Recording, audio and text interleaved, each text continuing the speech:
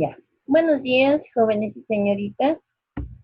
Hoy día vamos a comenzar con lo que son las defensas de sus proyectos. Hoy día va a exponer el grupo de Freddy, el grupo de... esperen un momentito.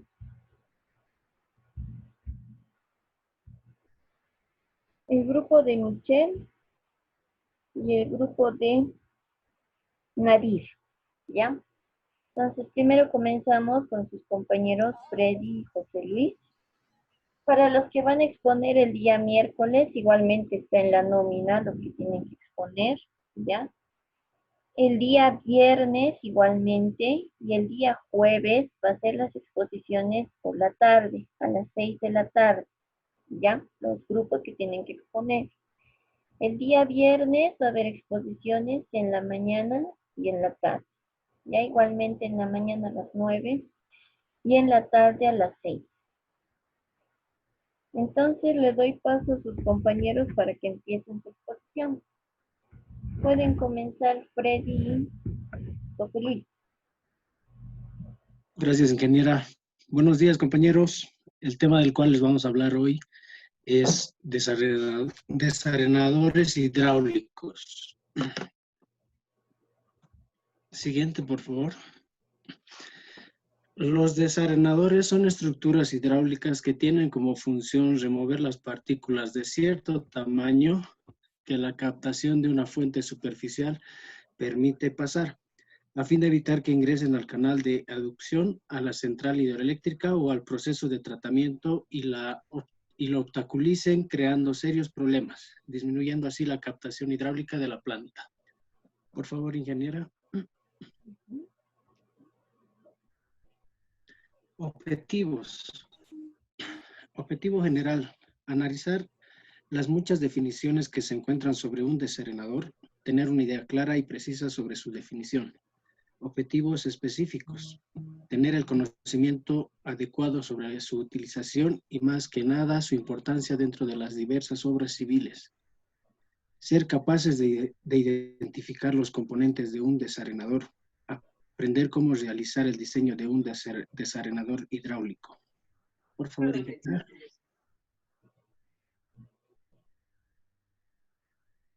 Clases de desarenadores. Desarenadores de lavado continuo. Es aquel en el que la sedimentación y evacuación son dos operaciones simultáneas. Desarenadores de lavado discontinuo. Almacenan y luego expulsan los sedimentos en movimientos separados. Son el tipo más común y la operación de lavado se procura realizar en el menor tiempo posible con el objeto de reducir al mínimo las pérdidas del agua. Por favor, ingeniera.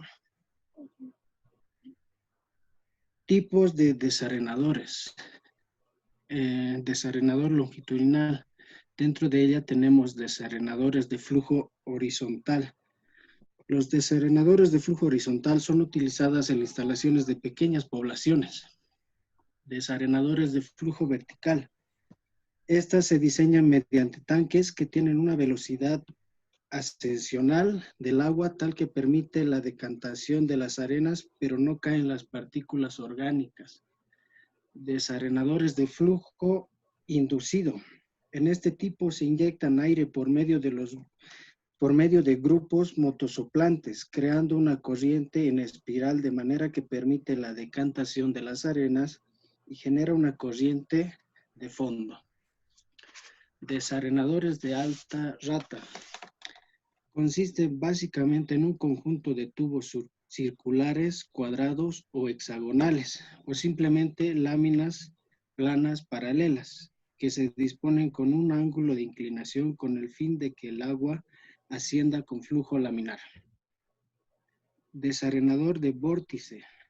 Los sistemas de desarenación del tipo vórtice se basan en la formación de un remolino inducido mecánicamente que captura los sólidos en la tolva central de un tanque circular. Por favor, ingeniera. Zonas de un desarenador. Zona de entrada. Cámaras donde se disipa la energía del agua que llega con alguna velocidad de la captación. Zona de sedimentación. Sus características de régimen de flujo permiten la remoción de los sólidos del agua. Zona de lodos. Recibe y almacena los lodos sedimentados que se depositan en el fondo del desarenador. Zona de salida. Esta zona tiene por objeto mantener uniformemente distribuido el flujo a la salida de la zona de sedimentación para mantener uniforme la velocidad. Por favor, ingeniera. Bueno, hasta este punto va a continuar mi compañero. Gracias. Buenos días, ¿se me escucha? Buenos días, José Luis. Te escuchamos más o menos. ¿Ahora sí? Sí, te escuchamos. Buenos días, yo voy a continuar con el diseño de un desarenador. Para el diseño tenemos que tener en cuenta el cálculo del diámetro de las partículas a sedimentar, el cálculo de la velocidad de flujo en el tanque y el cálculo de la velocidad de caída. En este caso, podríamos en aguas tranquilas. Se realiza en base al análisis de los fenómenos de sedimentación de partículas granulares no flotantes, las cuales sedimentan independientemente unas de otras. No existen interacciones significativas entre las más próximas. Para el diseño de un desarenador, tenemos que tener en cuenta también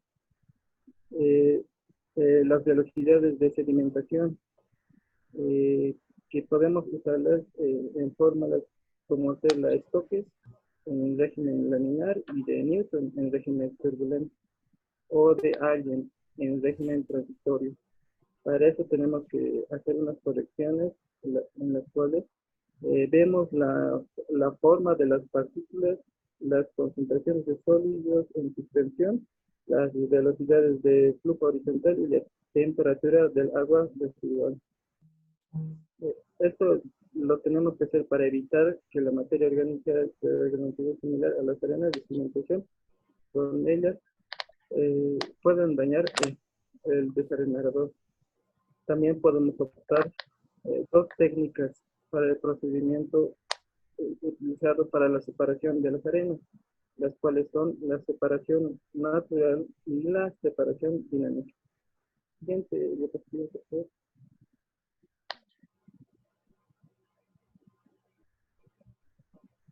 Dimensiones de un desarenador. La forma general, el propósito del desarenador consiste en eliminar partículas de materia sólida suspendidas en el agua de la conducción debido a la velocidad de agua por aquellas que ellas se descanten, se disminuyen su velocidad. Para esto tenemos que saber el caudal de diseño, el área del canal, la velocidad del agua en el canal, el área del desarenador y la velocidad del desarenador para el ancho y longitud del desarenador. Son los siguientes enunciados. La longitud total de eso se divide en tres partes: longitud de entrada, longitud de dilatación y longitud de salida. La distancia entre rejillas, en el caso de la turbina Peyton, el espacio entre las rejillas no debe ser mayor que la mitad del diámetro del inyector. Si se usa una válvula de aguja, debe ser un cuarto de esto.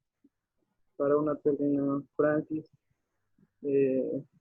ese no debe exceder la distancia entre los alaves de Robetti. Para las dimensiones también se podría optar para un desarenador de lavado intermitente y un desarenador de lavado continuo. Para su dimensionamiento tenemos que seleccionar el diámetro de las partículas en función a la caída de la planta, determinar la velocidad horizontal, determinar también la velocidad de sedimentación, determinar el empuje ascensional, hallar la longitud del desarenador y poner la profundidad del desarenador. Siguiente diapositiva.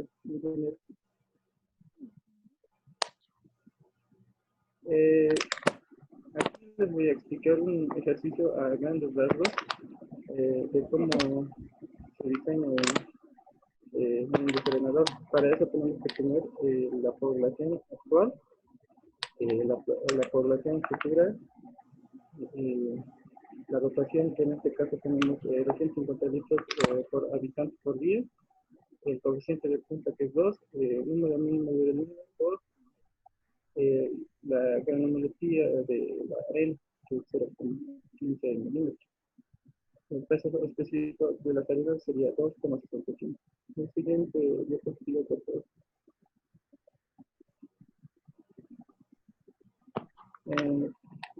Para el primer paso tenemos que hallar el cálculo del caudal máximo por línea. En este caso tendríamos que hallar el caudal medio, también el caudal máximo y hacer una división entre ambas. Al final nos va a salir un caudal más que es 0,18 metros cúbicos por segundo. También tenemos que hallar el cálculo de velocidades, la velocidad crítica en este caso,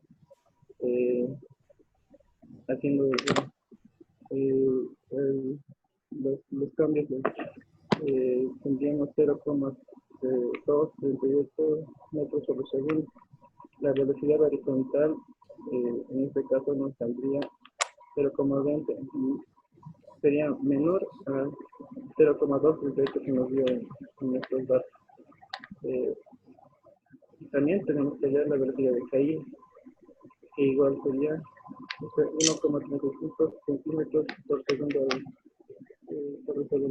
Siguiente diapositiva.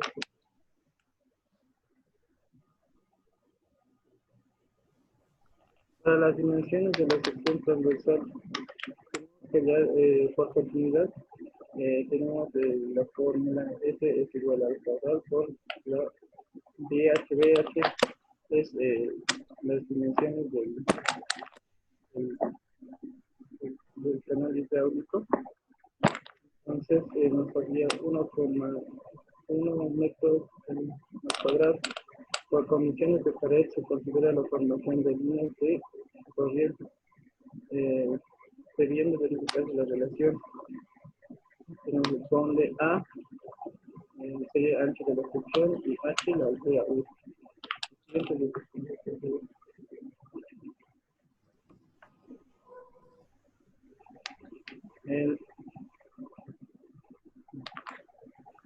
De donde puede considerarse como posible solución H 1,1 metros y A es igual a 1 metro. Por cumplirse para dichos valores que ya los hemos obtenido, la longitud del desarenador se define por su cálculo del tiempo de sedimentación del depósito. En este caso, resultando por dichos parámetros, siendo la velocidad de salida de 1,35 por 10 a la menos 2 metros por segundo. Por favor.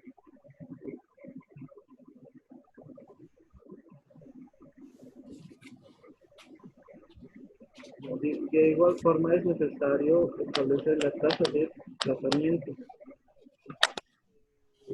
A partir de las curvas de Tyson teniendo en cuenta los valores del porcentaje de eliminación de la arena, que es el 85% en este caso, el tipo de rendimiento bueno en este caso es n igual a 3, hacia el sur, por tanto que al completar las tablas tenemos un 2.5, de forma que así un tiempo de resolución sería el tiempo t igual a 2,5 por 200, lo que nos va a dar a 202,5 segundos. Así finalmente se obtendría la longitud del desarrollador como resultado del producto. La forma para hallar la longitud del desarrollador sería el tiempo por la constante obtenida.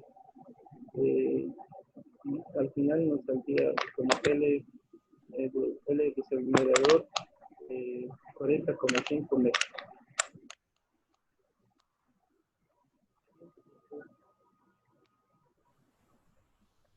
Es un gráfico de los componentes y cómo es el diseño de un modelo hidráulico de un desarrollador. Siguiente, por favor. Conclusión, el propósito del desarrollador consiste en eliminar partículas de material sólidos suspendidas en el agua de la condición debido a la velocidad del agua. Para que ellas se desmonten, se disminuye su velocidad. En consecuencia, para cumplir con su propósito, el desarrollador dispone de una mayor área. También el desarrollador es una obra hidráulica que sirve para sedimentar partículas de sólidos suspendidas en el agua en el interior de la conducción. Eso sería todo, ingeniero. Ya. Muy bien, entonces ahora nos iremos a sus preguntas. Mi primera pregunta es: ¿en qué consiste la zona de lodos de los desarenadores? ¿Ingeniero, eso nosotros o para la clase? ¿En qué consiste la zona de lodos de los desarenadores?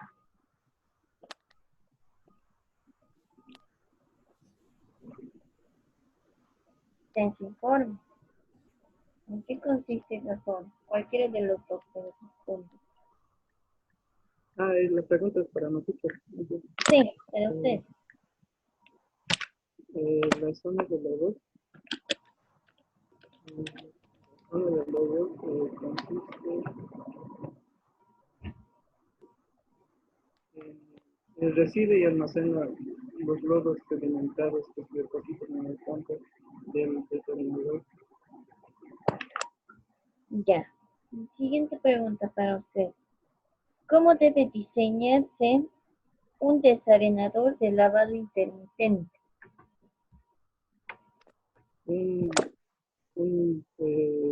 Se tiene que diseñar, primero tenemos que determinar el diámetro de las partículas. Es decir, las partículas de diámetro superior a las que deben descansar. Para ello tenemos que seguir los siguientes pasos, que son seleccionar el diámetro de las partículas en función de la caída de la planta, determinar la velocidad horizontal, la velocidad de sedimentación, el empuje ascensional, la longitud del desarrollador y la profundidad del desarrollador. Ya, está muy bien. Entonces se va listando el siguiente grupo, el grupo de Michelle. Mientras tanto, le pregunto al curso en general: ¿qué es un desarenador? ¿Qué es un desarenador?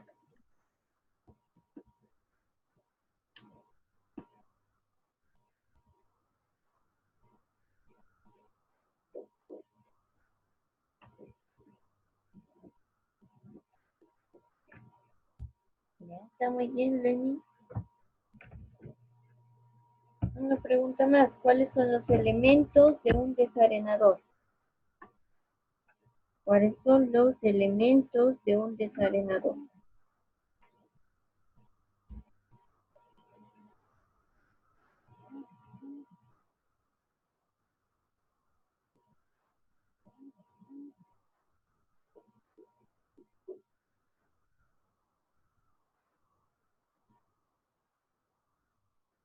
Ya, está muy bien. Entonces ahora vamos con el grupo de Michelle. Enseguida te los comparto sus diapositivas.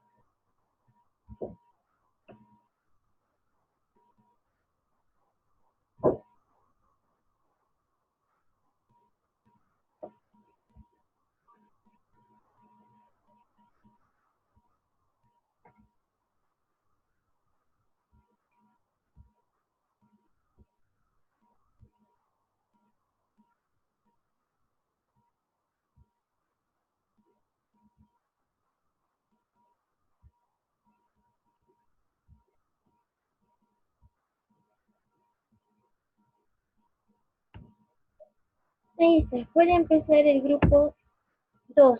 El grupo de Mamani Jorge, Bautista Michelle, Ramos Erika y Mamani Sergio. Ingeniera, buen día, ¿me escucha? Te escucho, Sergio. Ya, ingeniera, vamos a comenzar. Mi grupo va a exponer obras de toma, ingeniera. Ya.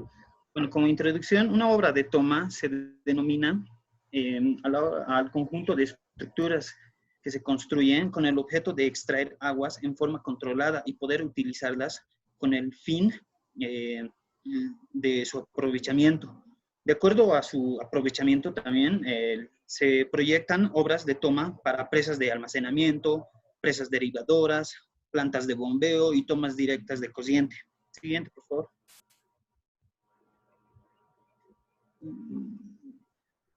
En el caso de presas de almacenamiento, la función de una obra de toma depende de los objetos de almacenamiento y así tienen su toma para la generación de energía eléctrica, para riego, dotación de agua potable.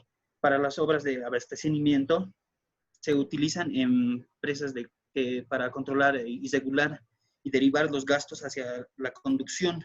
Su importancia radica en que es el punto de inicio de abastecimiento.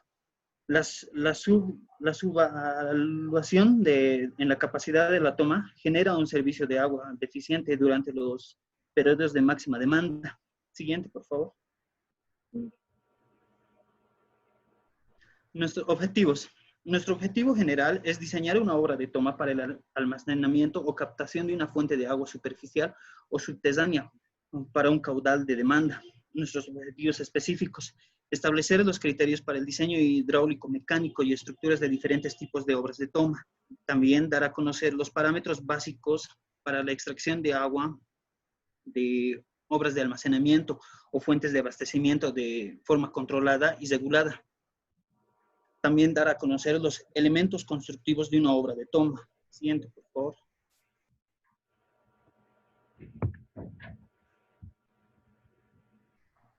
Marco teórico. Una obra de toma está normalmente formada por conjuntos de estructuras y sus auxiliares que permiten conducir y satisfacer el flujo eficiente, un flujo eficiente de control, y así poder regular la extracción en cualquier circunstancia del ámbito topográfico, ya sea en montañas, ya sea con arroyos que tengan muchos sedimentos, que transportan muchos sedimentos. Siguiente, por favor.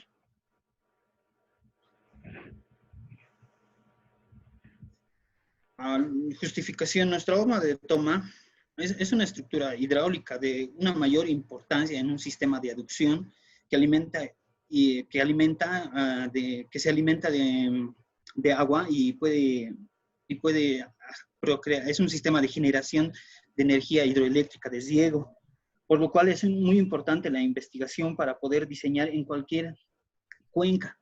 Como les había dicho antes, es muy importante para diseñar en cualquier tipo de circunstancias topográficas o bastante agua que lleva bastantes sedimentos. Siguiente, por favor. Los tipos de tomas de agua son los siguientes. Tenemos toma superficial, que son tomas directas, tomas de tirolesa. También están las tomas subsuperficiales, que son las galerías filtrantes, y la toma subterránea, que es la aducción por bombeo. Siguiente, por favor. Mi compañero va a continuar, ingeniera. No sé si estará presente. Buenos días, ingeniera. Voy a continuar con la exposición. Buenos días. Bueno, las obras de toma de derivación directa está formada de toma, es de la más antigua y cuyo concepto aún se mantiene en vigencia como alternativa primaria para el riego de parcelas, aldeñas, arríos o quebradas.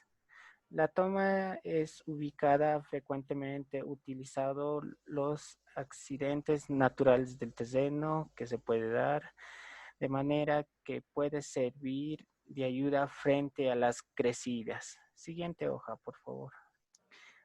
Bueno, aquí tenemos el proceso que puede ser descrito con ayuda de las conocidas ecuaciones que gobiernan el flujo sobre el vertedero. Aquí tenemos un esquema de cómo se capta del río con un cierto caudal del río y tenemos que sacar un cierto caudal para el riego.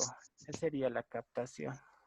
Aquí tenemos la figura 1, que es el esquema de una toma superficial. Igual tenemos una captación del río y al otro una sección transversal, un corte que podemos ver el valor de las sumergidas y de la planta. Otra, siguiente por favor. Para una toma sumergida, la captación se calcula en base a la ecuación de Galilei, Schuler, Torricelli y obteniendo la conocida expresión. Aquí tenemos el caudal sobre una constante y un coeficiente por, perdón, está en internet. Perdón.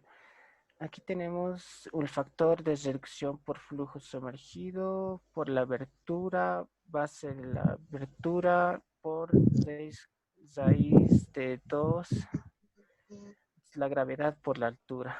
Aquí podemos ver la hora de toma con captación sumergida, la velocidad de caudales, la captación, una captación con caudal de abertura.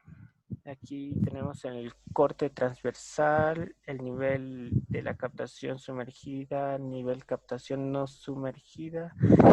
Y aquí tenemos la altura, el diseño de las basas y unas cosas más. Siguiente, por favor.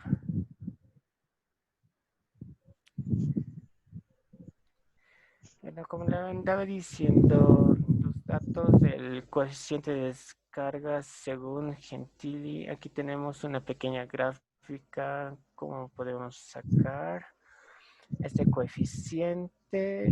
Acá sería nuestro factor de reducción por flujo sumergido y abertura de la compuerta.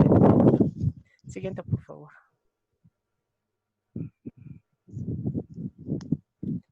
Consideraciones sobre el flujo secundario en una obra de toma. La ubicación de la toma y su disposición en relación a la dirección de flujo será verdadera influencia para el comportamiento del movimiento de los sedimentos. Además, realizó una investigación en las relaciones entre la derivación de los caudales líquidos y sólidos con las formas de captación superficial. Esta investigación comparó una gran cantidad de formas de ríos y obras de tomas, demostrando la gran influencia entre las condiciones de movimiento y sedimento y la ubicación de la toma. Siguiente, por favor. Aquí nos muestra un esquema donde vemos el punto de estancamiento, donde va a ser el punto donde va a haber un choque fuerte de los caudales. Uno va a ser por el río y el otro la abertura de la captación. Siguiente, por favor. El caudal QA origina cambios en la dirección del flujo que da lugar a la formación de una corriente secundaria, la cual con la superposición del flujo principal genera un movimiento en espiral que se desplaza desde la superficie hasta la solera. El caudal Q conlleva a una ampliación de la sección generando una consecuencia, un flujo secundario a manera de espiral desde la base hacia la superficie. Mi compañero va a continuar, ingeniero. Muy bien, doctor. Buenos días, ingeniera. Buenos días, compañeros. Voy a continuar de exponer. Muy bien. Favorecer al desarrollo del flujo con un caudal QU. Reducir las posibilidades de formación del flujo con caudal QA. Como muestra en la figura, podemos ver con una flecha recta el flujo superficial en las figuras y con una flecha subdividida. Pueden ver un flujo de cerca de la solera. Siguiente.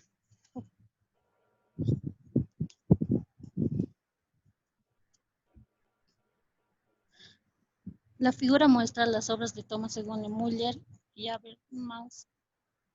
Además de lo indicado, debe considerarse la incorporación de obras hidráulicas, desgravadoras y desarenadores, que permite atrapar el sedimento para luego evacuarlos del sistema de aducción.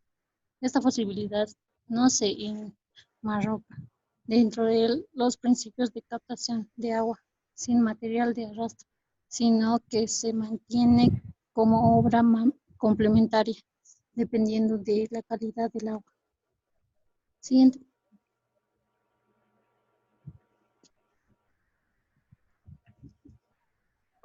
Obras de toma con travesaño para sedimentación.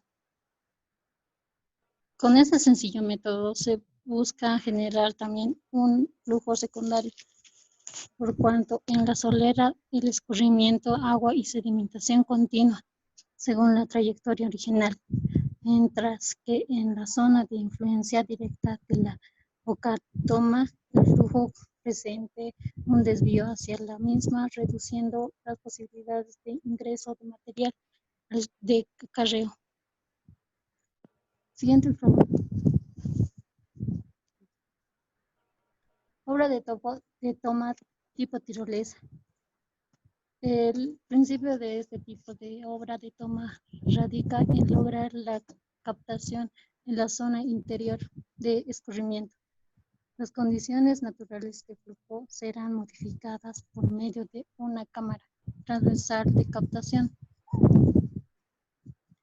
El diseño hidráulico de la cámara de captación. La hidráulica del sistema diferencia dos etapas de flujo, a saber, flujo a través de las rejillas y el flujo en cámara de captación.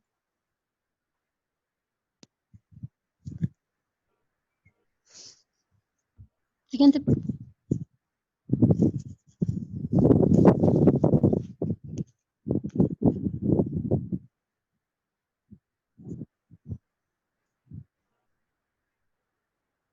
El esquema con energía constante, el caudal que pasa por las rejillas se tiene.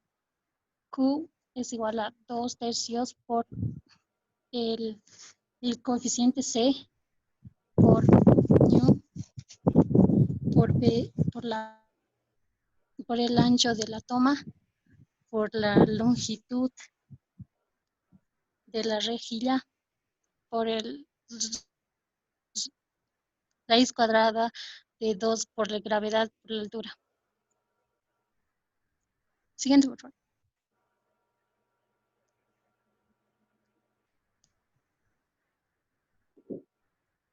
El factor de reducción Q es dependiente de las condiciones geométricas de la rejilla, que para una distribución hidrostática de la presión se tiene la ecuación 2 por coseno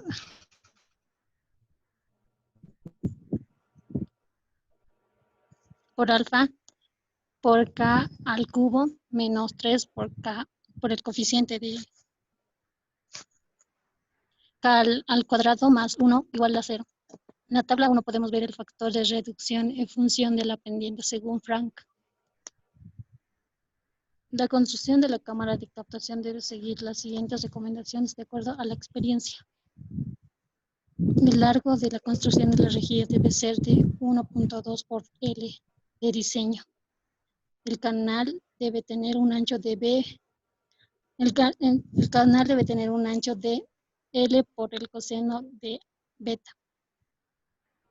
Debe ser igual a B para tener una relación. La sección de la cámara es más o menos cuadrada. Siguiente. Va a continuar mi compañera. Ya, muy bien. Ya.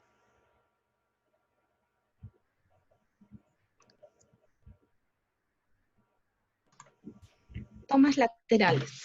La toma con vertedero lateral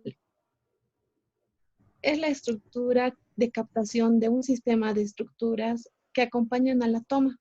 El vertedero lateral consiste en calcular la longitud del vertedero para un caudal de diseño que se pretende tomar de un canal o un río. El método del cálculo que se presenta utiliza el criterio de energía específica constante y está basado en la fórmula de March. La aplicación de este método sencillo de cálculo para la solución de un problema que incluye una gran cantidad de variables debe considerar una serie de restricciones que facilitan los cálculos sin que la precisión de los resultados se vea afectada de una manera notable. Siguiente, por favor, Inge. Ya. Erika, ahí lo vamos a cortar. Vuelven a entrar, por favor. Se va a cortar en unos minutos. El Zoom, ¿ya? Vuelven a entrar a la otra. Al otro enlace, por favor.